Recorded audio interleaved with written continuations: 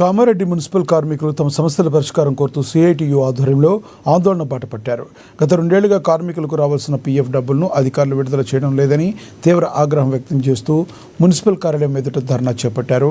పెండింగ్లో ఉన్న పీఎఫ్ డబ్బులను వెంటనే కార్మికుల ఖాతాల్లో జమ చేయాలని సిఐటియు రాష్ట్ర నాయకులు భాస్కర్ డిమాండ్ చేశారు. అలాగే మృతి చెందిన కార్మికుల కుటుంబ సభ్యులకు ఉద్యోగాలు ఇవ్వాలని, అకారణంగా తొలగించిన వారిని తిరిగి విధుల్లోకి తీసుకోవాలని కోరారు. తమ న్యాయమైన డిమాండ్లను పరిష్కరించకపోతే ఆందోళనను మరింత ఉధృతం చేస్తామని కార్మికులు హెచ్చరించారు.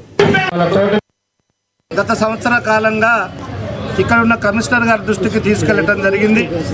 ఇప్పటికి 3 దఫాలుగా ఇటువంటి ధర్నా కార్యక్రమాన్ని చేసి సమస్యలు పరిష్కరించాలని వారి దృష్టికి తీసుకెళ్లిన సందర్భంలో వారు హామీలు ఇస్తూ వచ్చారు.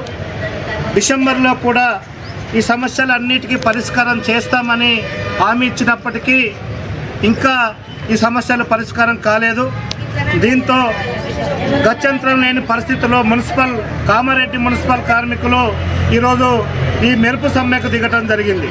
ముఖ్యంగా కామారెడ్డి మున్సిపాలిటీలో పనిచేస్తున్న కార్మికులకి 2022-23 సంవత్సరాలకు సంబంధించి 24 నెలల పిఎఫ్పిఎస్ఐ కార్మికుల ఖాతాలలో జమ చేయకోకుండా నిర్లక్ష్యంగా వ్యవహరిస్తున్న పరిస్థితి ఉంది. కారణం ఇక్కడున్న కమిషనర్ గారి నిర్లక్ష్య వైఖరి అనేది మేము ఈ సందర్భంగా చెప్పదలుచుకున్నాం. ముఖ్య సమస్యను చెప్పుకుంటే హేళనగా మాట్లాడుతున్న పరిస్థితి ఉంది. మహిళలను చూడకుండా కూడా హేళనగా మాట్లాడుతూ వారు ఈ పద్ధతిలో బెదిరింపులకు దిగుతున్న పరిస్థితి ఉంది.